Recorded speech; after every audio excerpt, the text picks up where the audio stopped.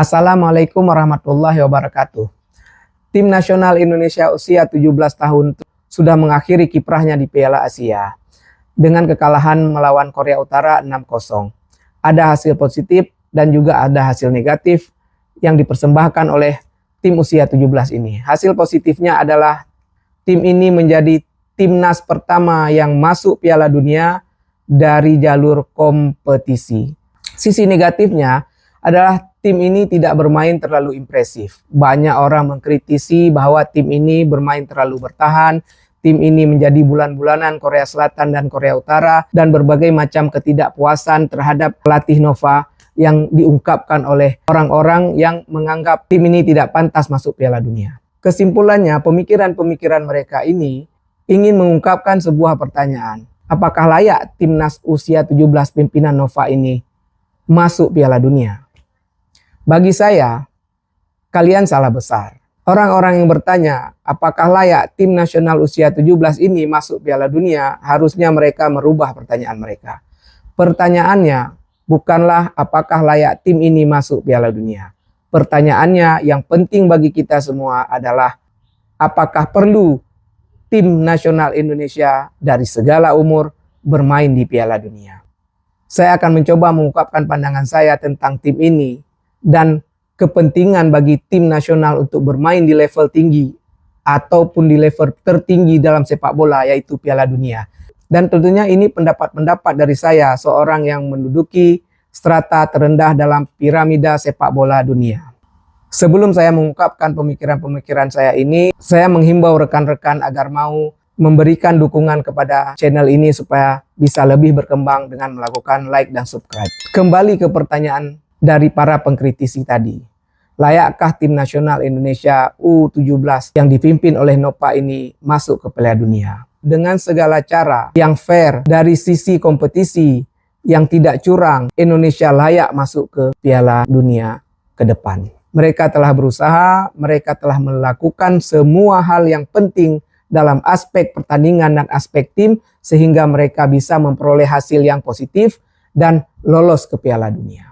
Oh, apakah itu dengan cara bermain bertahankah? Ataukah dengan cara keberuntungankah? Ataukah dengan cara strategi permainan yang negatifkah? Asal secara fair, tidak curang, tidak menyogok, tidak melakukan hal-hal yang melanggar hukum, maka tim ini layak masuk Piala Dunia. Dan sebenarnya pertanyaan yang paling penting bagi kita semua stakeholder sepak bola Indonesia adalah, pentingkah kita bermain di Piala Dunia?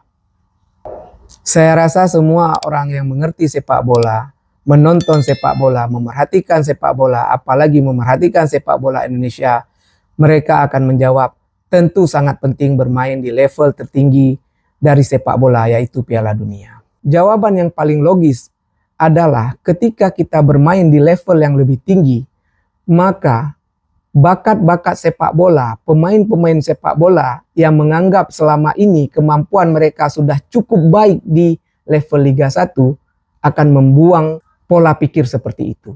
Ternyata kita bermain di Liga Indonesia belum ada apa-apanya ketika kita masuk ke dalam level yang lebih tinggi. Asia kah atau Piala Dunia kah?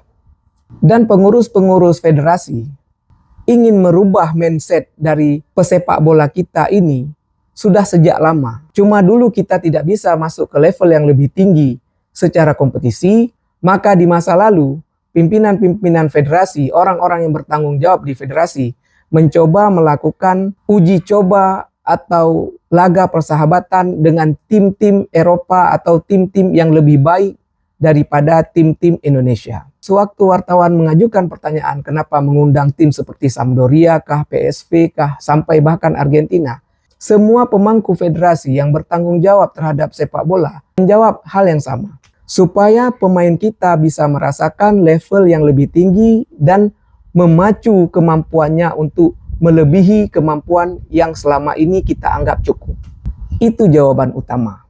Jadi ketika kita menempatkan diri dengan segala cara yang fair ke dalam sebuah kompetisi yang levelnya sangat tinggi, ini semerta-merta pada suatu saat nanti standar kepelatihan, standar kualitas pemain jelas akan mengacu kepada kompetisi tertinggi yang pernah kita ikuti. Contohnya saja tim nasional senior. Tidak ada lagi yang mau berbicara tentang Liga AFF, Piala Tiger. Tidak ada lagi yang berbicara tentang itu. Kita sekarang bicara tentang Asia dan Piala Dunia. Bahkan banyak pengamat sepak bola, banyak fan sepak bola yang tidak membicarakan lagi bagaimana cara mengalahkan Malaysia, bagaimana cara mengalahkan Thailand. Sekarang kita berpikir bagaimana cara mengalahkan Australia, bagaimana cara menangani Jepang. Ini hal positif yang didapat kalau tim kita bermain di level yang lebih tinggi. Itu jawaban yang penting dan hal yang penting untuk dipikirkan oleh seluruh stakeholder sepak bola nasional. Kita main dulu di level tertinggi. Mau dia masuk ke sana dengan strategi bertahankah? Strategi sepak bola negatifkah? Itu tidak usah kita pikirkan. Setelah kita sampai di sana dan kita dapat merasakan permainan sepak bola level dunia, nanti kita akan perbaiki pelan-pelan. Ini yang namanya merubah mindset dan target dari para pemain yang ada di Indonesia. Begitu juga dulunya pimpinan federasi mengambil kebijakan naturalisasi dan memasukkan pemain asing ke Liga Indonesia. Mereka ingin kita melihat bagaimana kelas pemain-pemain asing tersebut, kelas pemain-pemain naturalisasi, sehingga kita meningkatkan standar latihan dan standar kualitas pemain-pemain yang akan bermain di timnas. Itu penting sekali. Dan kenapa kita membenci sepak bola negatif ataupun sepak bola bertahan? Kita sudah lihat Paraguay hampir mengalahkan Prancis juara dunia dengan bertahan 100%. Harusnya seluruh stakeholder sepak bola Indonesia, penonton sepak bola Indonesia, pengamat, pelaku sepak bola Indonesia menghargai tim usia 17 Nova ini. Karena sudah banyak waktu, biaya, energi yang dibuang oleh masyarakat sepak bola untuk mengejar level dunia ini. Mungkin kalian lupa Primavera, sebuah tim yang khusus dibentuk oleh PSSI dan berlatih di Italia di bawah klub Sampdoria, itu dibentuk untuk mengejar Piala Dunia. Saya menganggap tim Primavera adalah timnas paling berbakat yang pernah saya lihat. Untuk kita ingat kembali, Primavera ini timnas yang dibentuk dengan cara yang berbeda, yang sedikit berbeda dari timnas-timnas yang ada saat itu. Kalau tidak salah saya, BTN mengumpulkan pemain-pemain muda berbakat di seluruh Indonesia. Klub-klub disurati oleh BTN untuk mengirim pemain-pemain terbaiknya di usia muda. Ada teman saya, kenalan saya, satu dipanggil di Primavera. Tahap pertama dia sudah jatuh, padahal dia salah satu pemain Persiraja yang saat itu sedang menanjak. Dia pemain muda, skillnya bagus. Ketika saya sedang menuju ke kampus, dia menumpang untuk ke Stadion Lampineng mau latihan. Saya tanya, Win, kok udah pulang dari Jakarta, Win? Udah jatuh aku. Katanya dia sudah gugur. Lalu dia bilang, itu ada anak Aceh 2 yang masih bertahan. Satu sangat bagus, Irwansah. Satu Usman Biik. Irwansah ini ikut Primavera sewaktu itu sebagai stopper. Posisi pertama Irwansah bermain sepak bola, posisinya pemain belakang. Dan Irwansah juga gagal. Kami kecewa Irwansah gagal karena katanya Irwansah sangat bagus bermain bola. Tapi ketika tim Primavera ini tampil di TV melihat Gusnedi Adang, Yeyen Tumena, saya menganggap wajar Irwansah jatuh. Jadi bagi saya, pernah saya tuliskan di Facebook saya, Primavera adalah tim nasional Indonesia paling berbakat yang pernah ada. Pemain-pemainnya sangat bagus. Tapi kalah kan melawan Korea dengan gol cepat. Korea melakukan tendangan bebas cepat saat pemain Primavera belum siap. Inilah yang dinamakan pengalaman dan harus bermain di level tersebut. Hal-hal seperti ini gagap dilakukan oleh tim Primavera. Walaupun mereka sudah berlatih di Italia. Saya tidak memperhatikan Barretti. Dan kemudian muncul lagi setelah lama, kemudian muncul lagi timnas Samsir Alam. Tapi saya tidak memperhatikan karena kurang menarik buat saya. Kemudian kita menghasilkan tim Evan Dimas. Tim yang saya anggap tim paling impresif yang pernah bermain bola untuk tim nasional Indonesia. Bagaimana gagahnya, serunya, menariknya permainan yang diperagakan oleh timnas Evan Dimas. Tapi gagal di Asia kan. Bahkan tidak memperoleh apa-apa di Asia. Kemudian hadir tim bagus yang saya juluki sebagai tim paling kuat di kelompok umur. Tapi gagal juga kan. Tim 17 ini yang dibina oleh Nova Saya tidak pernah menonton. Cuman lawan Korea dan lawan Korea Utara yang saya nonton. Saya tidak perhatikan karena memang tidak terlalu bagus. Ada saya melihat permainan tim ini di kejuaraan-kejuaraan di belakang, bukan di kejuaraan Piala Asia ini. Tim ini bermain standar aja. Tim ini tidak punya pemain dengan kualitas seperti Evan Dimas, Zulfiandi, Kurniawan, Bima Sakti, Gusnedi Adang, Yeyen Tumena. Tidak ada saya lihat. Setelah saya menonton pertandingan melawan Korea Selatan dan Korea Utara, tidak ada tim ini punya kualitas pemain seperti pemain-pemain yang saya sebutkan di belakang. Tapi tim ini bermain secara kesatuan dan punya game plan yang bagus untuk menghadapi lawan-lawan seperti Korea Selatan dan lain-lainnya. Sehingga mendapat hasil yang positif dan masuk ke Piala Dunia. Yang Anda sesalkan apa? Apakah Anda lihat bagaimana tim ini bermain melawan Korea Selatan? Fisik kalah jauh. Game plan punya, rencana permainan punya. Tapi ketika mereka menjalankan rencana permainan, kalah fisik. Korea Selatan lebih jumawa daripada Korea Utara. Korea Selatan ingin mengalahkan Indonesia dengan permainan, dengan skema permainan. Mereka gagal. Artinya apa? Indonesia bisa mengakali permainan jika mereka diberi peluang.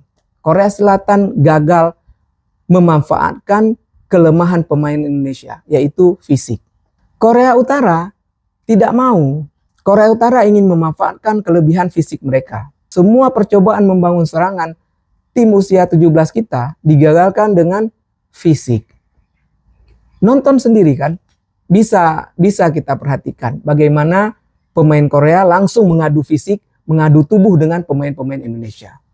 Ini kelemahan tim kita. Tapi Nova dan tim ini berhasil melewati Korea Selatan dengan kelemahan dan materi yang ada seperti ini. Bukankah itu suatu kelebihan bagi tim Nova ini? Jadi pertanyaan-pertanyaan bahwa tim ini tidak layak, tim ini bermain terlalu bertahan, sepertinya istilah kami di sini, sirik Anda karena tak mampu. Mungkin Anda ingin membawa tim Anda menjadi sebuah tim yang bisa masuk Piala Dunia tapi tidak punya kesempatan. Nova punya kesempatan sehingga dia bisa membawa tim ke Piala Dunia. Kenapa kita terlalu naif? Kenapa kita terlalu lugu? Harus menyerang, harus menyerang, harus menyerang. 5-1 kan tim nasional senior dibuat sama Australia. Nova nggak mau dia. Kesempatan mungkin cuma datang kali ini. Dengan segala cara yang fair kita harus meraih hasil maksimal. Dan itu berhasil dilakukan oleh tim nasional usia 17 Nova ini. Kita harus semua memberi apresiasi. Sehingga ke depan kita bisa katakan Indonesia ini tim Piala Dunia walaupun di tingkat junior. Ini penting untuk moral dan merubah mindset para pemain sepak bola nasional ke depannya. Kita tidak lagi bicara Vietnam, kita tidak lagi bicara Thailand, apalagi Malaysia. Kita kan sudah pernah merasakan bagaimana terpuruknya sepak bola kita. Bahkan dihajar oleh Filipina. Dihina-hina oleh Malaysia. Tapi hari ini kita tidak berbicara lagi tentang mereka. Kita levelnya sudah berbeda. Tim nasional senior bermain seperti itu. Sehingga kita lupa dengan usia 17. Kenapa saya jarang menonton tim level umur lagi? Karena kita sudah sibuk dengan tim senior yang tampil sangat baik. Tapi jangan didesak-desak dengan pemikiran-pemikiran Anda yang duduk di belakang meja seperti kita ini. Bahwa ini tim salah, bahwa ini tim memperagakan sepak bola negatif, bahwa tim ini tidak pantas masuk Piala Dunia. Tim ini pantas masuk Piala Dunia. Dia mengikuti kompetisi yang fair. Dia tidak melakukan kecurangan-kecurangan. Dia hanya melakukan sesuatu yang menurut dia benar dan menurut dia pantas dilakukan untuk memperoleh hasil terbaik. Dan dia memperoleh hasil terbaik. Bagi Nova dan tim ini, Anda punya banyak sekali pekerjaan yang harus diselesaikan. Tahun 90-an ketika Juventus lagi bagus-bagusnya, datang seorang pemain dari Balkan. Anak ini datang kurus kering. Kecil dan kurus kering ke Juventus. Setengah musim kompetisi atau satu musim kompetisi dia menjadi raksasa. Dia pemain belakang kalau nggak salah atau pemain bertahan. Sampai-sampai semua tim Liga Italia protes bahwa Juventus melakukan doping atau memberikan doping kepada pemain ini. Kita perlu memperbesar masa otot dari pemain-pemain timnas usia 17 ini. Dan jika kita bertemu dengan tim-tim seperti Korea Utara yang tidak memberikan kesempatan memanfaatkan semua keunggulan mereka, termasuk keunggulan fisik, sehingga bola 50-50, kita selalu kalah. Adu lari kita selalu kalah. Adu lari bukan kalah lari pemain-pemain timnas usia 17 ini, tapi ditutup oleh badan pemain Korea Utara, gagal. Semua gagal karena Korea Utara mengutamakan fisik ketika menghadang pemain-pemain Indonesia. Tim usia 17 kalau fisiknya tidak bisa dirubah untuk Piala Dunia nanti, maka dia harus bisa bermain 1-2 dengan cepat. Pemain-pemain tim usia 17 ini harus bisa melakukan gerakan-gerakan tanpa bola, mengisi tempat-tempat kosong untuk bisa diberikan umpan oleh rekannya. Sehingga kita tidak perlu beradu fisik dengan pemain-pemain yang mungkin nanti akan kita jumpai sangat-sangat tangguh fisiknya. Dan dengan kualitas pemain seperti ini, Nova harus mengusahakan kerjasama tim dengan lebih baik. Untuk menghadapi Piala Dunia, tim ini banyak sekali harus diperbaiki. Tapi bagi para pengamat, penonton, atau penikmat sepak bola, hasil ini sudah sangat spektakuler bagi kita. Ada satu tim nasional Indonesia yang masuk Piala Dunia dengan jalur kompetisi. Sekali lagi saya katakan, dengan jalur kompetisi. Itu sangat luar biasa. Dan ini sudah diusahakan bertahun-tahun lamanya oleh federasi dan stakeholder sepak bola nasional. Beri A+ kepada tim usia 17 ini. Kita wajib mendukung terus, dan bagi federasi atau tim kepelatihan, kekurangan-kekurangan tim ini yang sudah nampak jelas segera diperbaiki.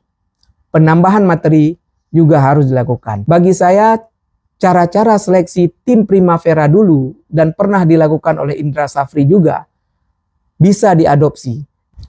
Saya mengucapkan selamat kepada tim usia 17 ini dan tim kepelatihannya. Walaupun Anda gagal di perempat final Piala Asia ini, tapi Anda sudah membawa nama Indonesia siap-siap bermain di Piala Dunia. Assalamualaikum warahmatullahi wabarakatuh.